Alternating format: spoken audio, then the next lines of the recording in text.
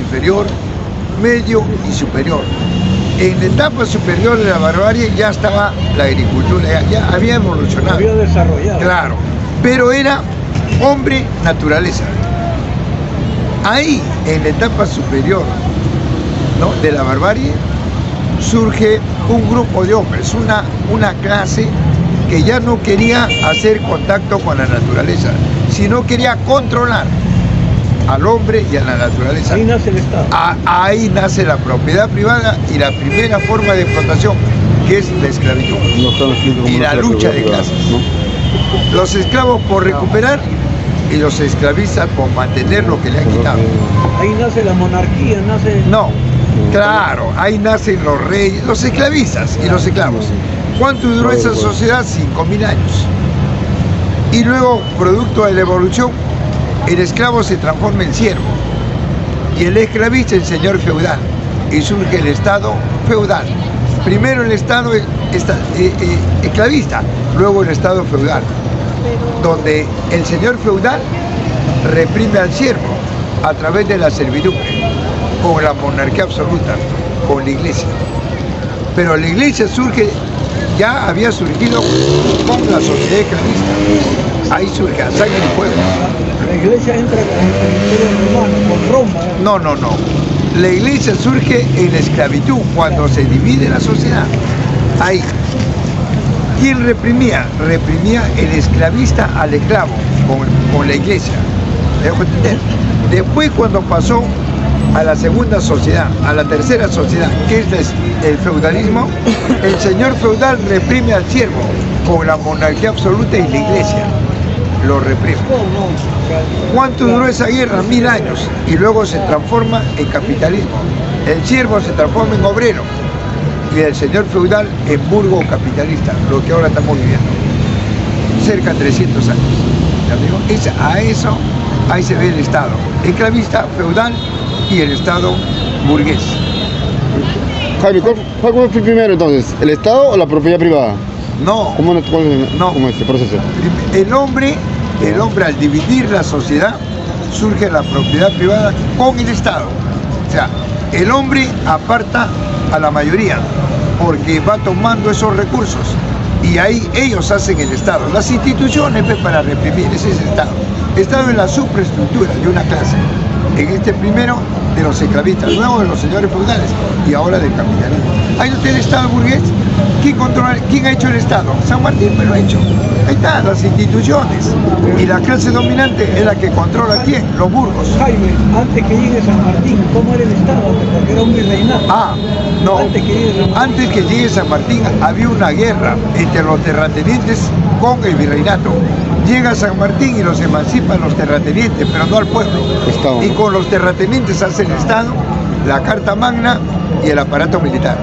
Yo leo una parte donde dice que los criollos habían entrado al Estado, a trabajar en el Estado, y llega la nueva monarquía y vota a todos los criollos. Pero un ratito. Había una guerra entre el coloniaje español y los terratenientes. Perdón, con el Imperio Incaico había una guerra. De ese engendro entre el español y el imperio surge una clase dominante, una casta social de criollos. Los criollos, ¿qué hacen? Toman el control de las tierras y se transforman en terratenientes. Estos terratenientes son los que pelean contra el virreinato. Viene San Martín y los emancipa a los terratenientes, pero no al pueblo. Pero los criollos no manejaban el Estado. No, escúchame, estoy avanzando.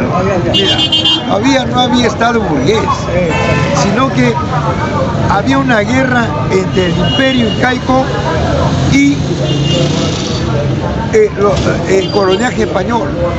De ese contraste surge una casta social de criollos, de un engendro. Estos criollos dividen el Perú, se apoderan y se dividen el Perú y se transforman en terratenientes, en hacendados, en latifundistas, gamonales lo llama Mariate, ¿te das cuenta? Y estos pelean contra el virreinato porque quería ocupar los virreyes. Pelean y San Martín llega y los emancipa a los terratenientes, pero no al pueblo. Y con los terratenientes hacen el Estado, los terratenientes gobiernan hasta ahora, ¿no? Y hacen la Constitución con leyes a favor de ellos y el ejército, 1821, para cuidar sus intereses. Entonces, ¿quiénes están gobernando desde ahí hasta ahora, 204 años? Los terratenientes. Ahí está Romero, Gloria, Grande Montero, Buenaventura, etc. Romero ya no está en el campo, ya no está con el uniforme y el látigo. Ahora Romero solamente lo que ha hecho es ponerse eterno, pero sigue controlando el campo, porque el carácter de la sociedad sigue siendo semi-feudal y semi-colonial. Claro, amigo. Y el carácter del Estado sigue siendo terrateniente y burocrático. ¿Ya, amigo? Esto no te va a decir la prensa, pues ellos te hablan otra cosa. Claro, amigo. Claro. Una pregunta, ¿por qué los países nórdicos tienen mejor calidad de vida que los países tercermundistas? Bien, el compañero me dice, ¿por qué los países nórdicos tienen mejor calidad de vida que los países del tercer mundo o los países pobres?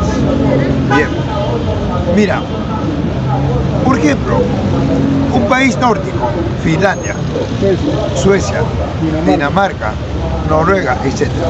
Bien, ahí se han desarrollado la industria nacional, estatal, se han desarrollado. Y en este modo de producción capitalista que vivimos, una empresa nacional se transforma en una transnacional. ¿Qué es eso? Que busca operar en otros territorios. Y para operar en otros territorios ya no plantea el nacionalismo, ya no plantea la estatización, sino el libre mercado. Y con el libre mercado saquea los recursos de los países del tercer mundo. Llegan allá y la clase obrera, al transformar, porque ahí no le costó nada la materia prima, no ven que entran en contubernio con el Estado, se ponen de acuerdo, le dan una coima y ellos saquean.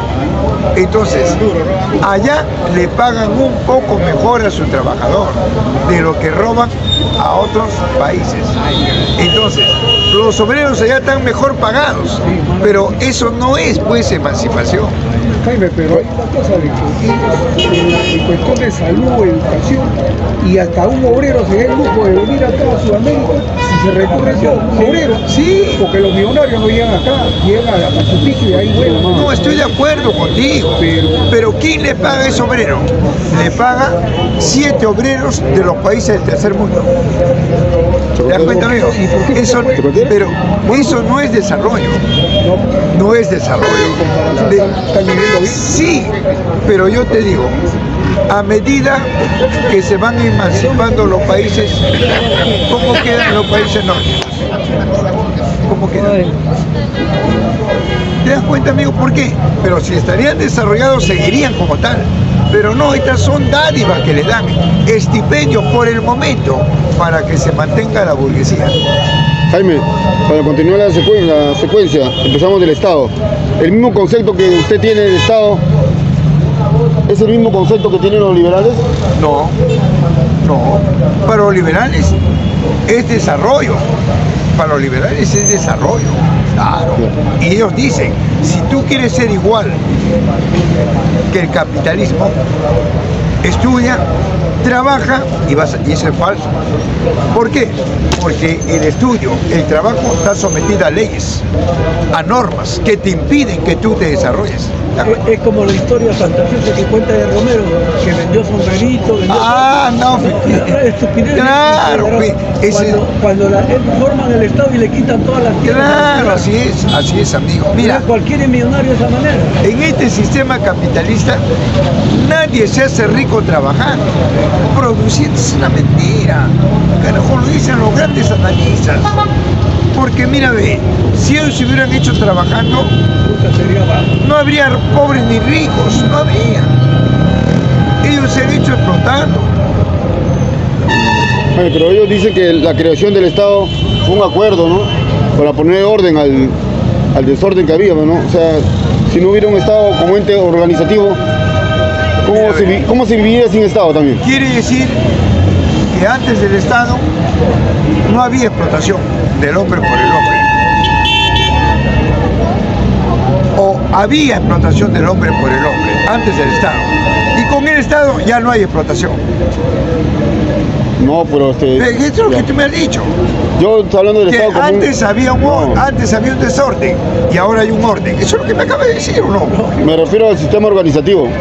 Por eso, pues, todo hombre se organiza en un gremio porque somos entes sociales, nos organizamos en un sindicato, nos organizamos como empresarios, todo el mundo está organizado, los ambulantes están organizados, ¿verdad?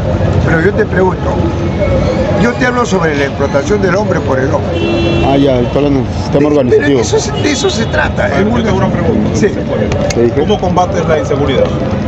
Bien, primeramente, ¿cómo surge la inseguridad? Porque para combatir un medio tienes que saber los orígenes. Antes no había inseguridad. ¿Cuándo? En la primera sociedad, en la sociedad primitiva, no había inseguridad. ¿Por qué?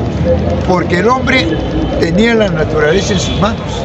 Y si había una inseguridad, era producto del desarrollo de la ciencia. Es decir, el hombre a veces se alimentaba y veía y descubría que eso era veneno. ¿Te das cuenta, no? Entonces, la inseguridad era hombre-naturaleza. Después que se fracturó la sociedad, ahora la inseguridad es hombre contra hombre. Ahí viene el problema, ¿te das cuenta? Porque la inseguridad era hombre-naturaleza, porque la ciencia es limitada y la naturaleza es ilimitada. El hombre va descubriendo cosas que al experimento puede sufrir accidentes, ¿verdad? Pero es hombre-naturaleza y es producto de la ciencia. ¿Pero qué medidas tomarías en el Perú para combatirlo? Para combatir, espérate, y de ahí cuando se fractura la sociedad en dos clases, ya la inseguridad es hombre contra hombre. ¿Te das cuenta? ¿Por qué? Porque se divide la sociedad porque el otro quiere vivir del otro y surge la lucha de clases. Ya, pero imaginemos que estás en un debate ahora y te dan solo 2 minutos para dar tus medidas. ¿Explicarías un concepto o soluciones prácticas? No, para todo hay un concepto de los grandes hombres que nos han dejado y nos siguen dejando en los campus universitarios. Ya he dicho al comienzo que la ciencia es limitada porque la naturaleza es ilimitada, ya lo he dicho ya. Entonces el hombre va aportando. Entonces conforme el hombre va aportando, pasa por un congreso y luego a los claustros universitarios para las nuevas generaciones. Ese es el ritmo. Si estuvieras en un debate y estuvieras postulando por el Partido Comunista, por ejemplo, ya habrás perdido, ¿verdad? Porque la mayoría de personas lo que quieren son soluciones. Y si tú te trabas en esos 2 minutos que te van a dar para debatir, definitivamente es una derrota para tu sector. No, es que mira, mi amigo, si es una derrota para mí, es un triunfo para el otro. Y si es un triunfo para el otro, es una derrota para mí, ¿verdad? Entonces yo te pregunto, en un debate nunca he visto que le dan 2 minutos. Será el tiempo, ¿no? Pero el debate dura 1 hora o 2 horas. Con los 40 candidatos que van a ver, no creo que dure más de 2 minutos. Mira, en primer lugar parece que estás enfocando un poco mal el problema, porque de los 40 candidatos que se presentan, todos son los mismos. Todos plantean lo mismo. Ahí no hay debate, porque todos defienden el Estado y el sistema. ¿Qué partido, a ver, de los 40 hay uno que esté en contra del Estado y del sistema?